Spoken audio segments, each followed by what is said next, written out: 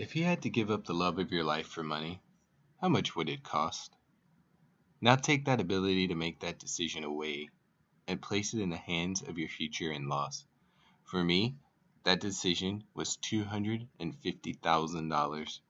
Hi, I'm Anthony Scruggs, and welcome to the life as a vet of two wars. Let me back up a bit. My wife's grandfather was galvanized by the Depression and his time in the Air Force. In a room designed for 8 lights, only one socket is filled. All aluminum waste is saved and turned in for money. Water and gas are rationed as if the world was going to end tomorrow. Oh, and did I mention he's a racist, half-deaf, and undiagnosed with Alzheimer's and dementia? That 250 grand was an attempt to keep my black, tainted love away from his pure little white girl.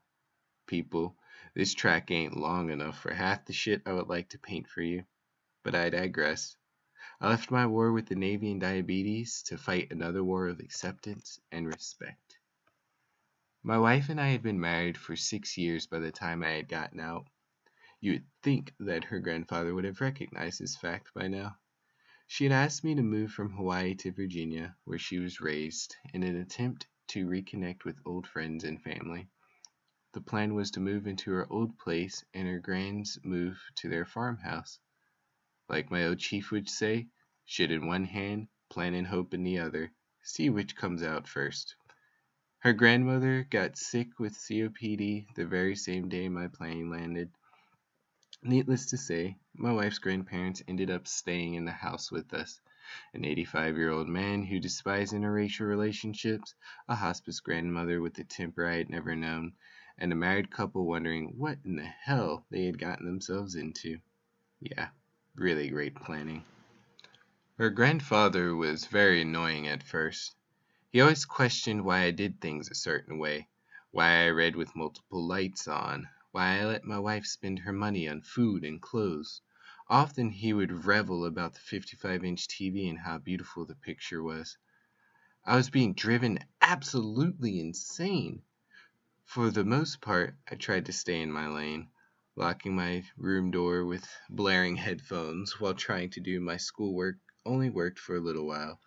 But then something happened.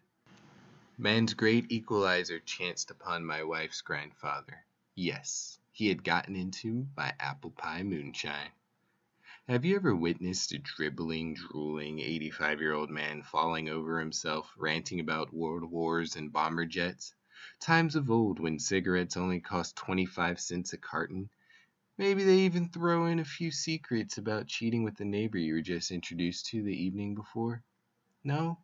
Let me tell you, you are missing one riveting experience. But even in the vague ranting and mumbled slurs of this man, of whom I completely believed was insane, I strangely saw a piece of myself. And by that I mean I witnessed his humanity, him as a product of his own environment and upbringing. I began to understand what made Sir Carl tick. Everything about the man was driven by fear of the unknown and the what-ifs. With this new understanding of Carl, I decided to branch out and try to learn more. It had been about a year and a half that I had coexisted with my wife and her grandparents. I had witnessed her grandmother's rapid decline into permanent confinement to a bed and her grandfather's decline in health and activity around the house. The things that once annoyed me about Carl became background noise. I had found myself growing attached to him and, my God, I never thought I'd say this, but actually enjoying his company.